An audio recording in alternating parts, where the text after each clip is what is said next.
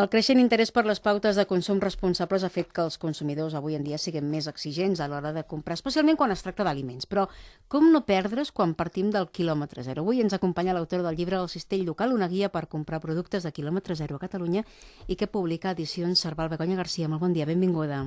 Hola, bon dia, Noemí. Perquè realment, quan un es fa amb la mentalització que val la pena comprar productes de quilòmetre zero, no només per salut, sinó també per economia, per revertir la riquesa en el territori, tota la part teòrica ens la sabem, però a l'hora de posar-se a la pràctica, entre les etiquetes ecològiques, entre quan són les temporades adequades a cada producte, quins són els millors productes de cada regió, se'ns fa un embolic. O sigui que tenim un munt d'informació, que és cert que en tenia molta, però està desperdigada i no sempre és fàcil arribar allò a l'os de la qüestió. Doncs jo penso que no només és que tenim molta informació i tot això, jo penso que com el vostre programa diu, ningú és perfecte, no? I sovint ens passa que arribem al mercat i no anem molt ràpid, sempre tenim molta pressa amb el món aquest que vivim, no? I no tenim temps de parar-nos a mirar què és el que estem comprant o de vegades no ens fixem d'on procedeix allò que estem triant, no? De vegades necessitem comprar una cosa, triem aquella que ens sembla que és la millor i l'agafem i la portem i ja està, no? I no hem mirat ni d'on ve ni res. I aquest és un dels punts, diguéssim, en el que volem fer incidència també amb aquest llibre, que, clar, cada consumidor ha de ser prou responsable com per dedicar-li un minutet més, que al cap i a la fi no ens porta tant, no? I saber destriar dins del nostre mercat què és allò que procedeix d'aquí i què és el que procedeix de fora, no? Perquè de vegades no sempre és fàcil. De fet, moltes vegades quan és el consumidor qui fa la pressió sobre especialment les grans superfícies és quan després es veuen els cartells de doncs aquesta poma ve de Xile o ve de Lleida, per exemple. Clar, és que de vegades en el mercat, en les grans superfícies tu ja ho has dit, no? Però en els mercats fins i tot és més difícil perquè com que el producte es mou d'una altra manera i molt més ràpid, de vegades les etiquetes queden molt més tapades, no? I sovint jo crec que és molt recomanable que el comprador pregunti directament al comerciant, escolta, d'això on ve. També és el fet de canviar una miqueta aquest concepte de compra que tenim avui dia, de consumidor d'avui dia, no? Tu mateixa ho has dit, anem a comprar, nosaltres pensem en comprar i pensem sempre en anar a grans superfícies, no? És el més fàcil. És el més fàcil perquè ens ho posa ja tot ens fa tan basada normalment en plàstic, a més, o sigui que imagina si ens ho posa fàcil. Clar. Doncs mira, jo en aquest llibre el que he volgut fer una mica és començar a trencar amb aquests no són tòpics, són realitats, no? Diguéssim que ens ha portat la societat a la que vivim avui dia, no? De la globalització. Clar, nosaltres, per això també es diu el cistell, perquè volíem recuperar aquest concepte una mica bucòlic, no? D'anar a comprar amb un cistell de vimet, no? Sí. Que és gairebé una cosa impossible avui dia, perquè quan entrem en un supermercat ho hem de fer amb un gran cadi, perquè amb un carro gran, perquè tot està tan embolicat que només per ficar 4 tomàquets i un bistec quasi ja no t'hi cap, no?, dins del cistell. I de fet el que hauríem de trencar és una mica amb aquest concepte, no? Per una banda, començar a valorar el fet de tornar a comprar granel, perquè entre altres coses, vull dir, més enllà de com s'acumula la quantitat de deixalles i de plàstics i d'embalatges que després no s'acaben de reciclar bé i que li fan un mal al nostre medi ambient per una banda, no? I per una altra, el fet de que tot aquest plàstic també fa perdre la qualitat i el gust dels aliments que estem comprant, no? Doncs només pensant en això ja hauríem de canviar aquest concepte,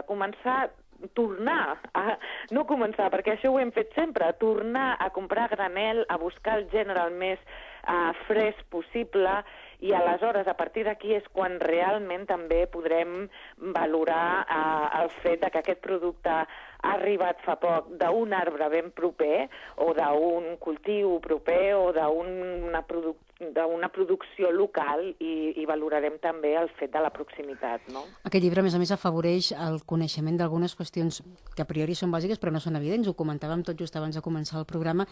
Potser tenim més o menys la gent de muntanya, si més no, la gent d'interior, més o menys integrat quan és la temporada de la fruita i de la verdura, però en canvi la temporada del peix se'ns escapa. Doncs aquí tot això ho trobeu recollit dins del llibre, eh? Sí, nosaltres hem volgut afegir precisament això, no? Uns calendaris de temporada, perquè tu ho has dit, no? Vosaltres sou de muntanya, ho teniu més controlat. Però aquí a ciutat, per exemple, es fa molt difícil. Bé, hi ha una sèrie de coses que tenim tots bastant clars, no? Com que els vegetals de colors, més o menys, no? Ho podríem dir així, són de primavera i estiu, els verds més foscos són d'hivern, vull dir, hi ha una sèrie de coses que més o menys està en el comú de tothom, no? Però, i també doncs, amb les fruites, qui no sap que la maduixa és de primavera i la cirera també quasi gairebé d'estiu, vull dir, hi ha una sèrie de coses que el préssec, no?, tothom el sap ubicar, i en canvi doncs, el raïm és més de tardor, vull dir que en aquest sentit realment tenim una cultura bastant general, no? Però com que ens hem habituat a trobar de tot, en qualsevol temporada, en qualsevol moment, ens hem oblidat que és que tot té una temporada, fins i tot el peix. Clar. I realment, si nosaltres el que volem és apostar per una pesca tradicional, artesanal i propera a les nostres costes, hem d'aprendre a valorar també el peix que tenim aquí, no? I a més és que a les nostres costes tenim un peix, un tipus de peix que és molt necessari a la dieta, que és el peix blau, i hauríem d'aprendre també a consumir-lo ja en el moment que és més abundant, perquè el peix no és allò que tingui una temporada tan marcada estacionalment com són les fruites i verdures, no? Sinó que com que s'aproxima més a la costa per una sèrie de circumstàncies, doncs és més fàcil de pescar, les captures són més grans, i diguéssim, es fa menys mal al medi quan capturar els peixos, quan les captures són més grans, que no pas quan estan o quan ja han posat els ous, que no pas quan encara no ho han fet. No? Aquest és un llibre eminentment pràctic perquè a més recollit moltíssima informació útil sobre, com per exemple, aprendre a desxifrar els codis dels ous de les gallines, saber quines són les fruites, verdures i peixos de cada temporada, conèixer també doncs, quins serien els millors productes de cadascuna de les zones de Catalunya. Doncs, fins a cert punt, jo no sé fins a quin punt més d'un no es pot plantejar el llibre com una mena de proposta de ruta turística, perquè, mira, anem a tastar els matós aquí, anem a buscar els cargols allà, anem a buscar la poma, la pressa, en fi, cada cosa al seu lloc, no? Doncs en realitat, mira, m'encanta que facis aquesta apreciació perquè és una mica la voluntat que jo he tingut, no? A mi el que m'agrada és associar la gastronomia al territori, és que és una cosa que va intrínsecament de la mà, no? No es pot desvincular una cosa de l'altra, no? Si nosaltres volem consumir productes de la terra, hem de conèixer quin tipus de terra tenim i a més hem de saber conservar el nostre territori perquè pugui continuar donant aquests fruits. Vull dir, són coses de les quals parla l'ecologia, però és que són coses absolutament senzilles que jo crec que, sobretot els pagesos i la gent de muntanya i els ramaders, ells no parlen d'aquests conceptes, per ells és una cosa de pura lògica.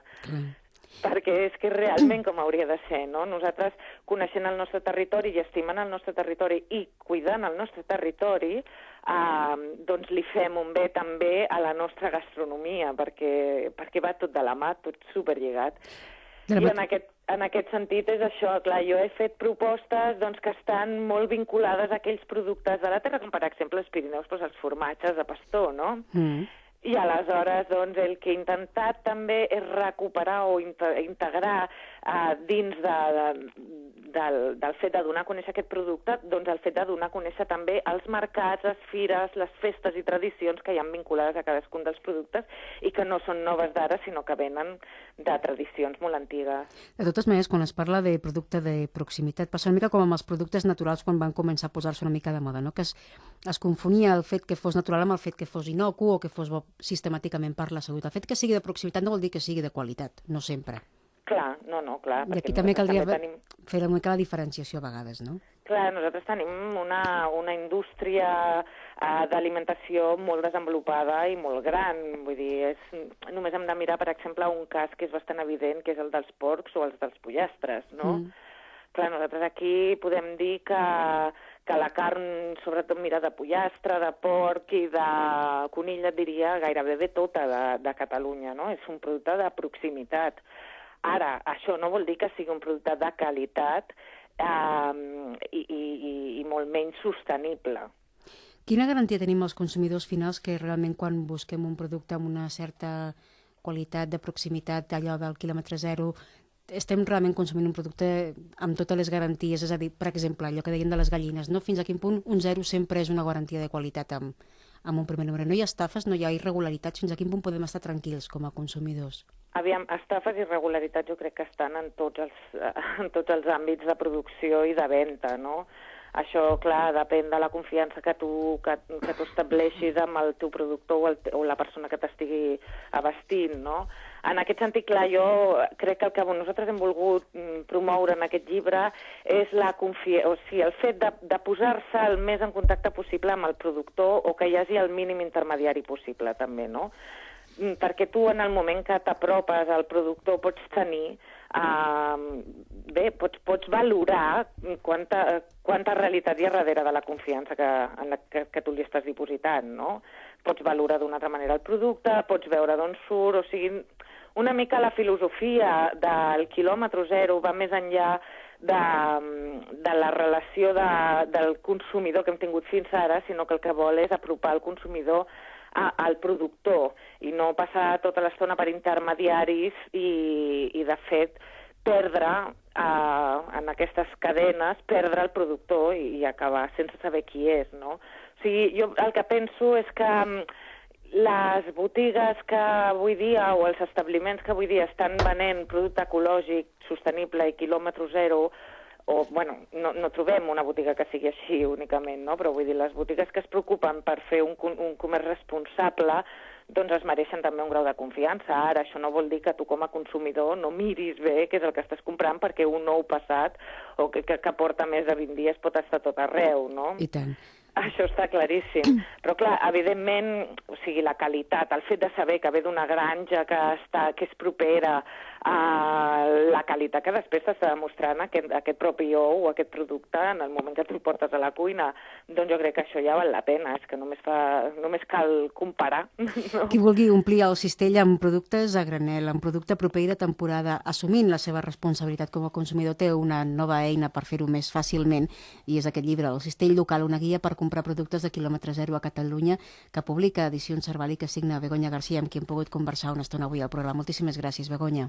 Moltíssimes gràcies a vosaltres per convidar-me. Una abraçada. Adéu, bon dia. Fem una petita pausa per la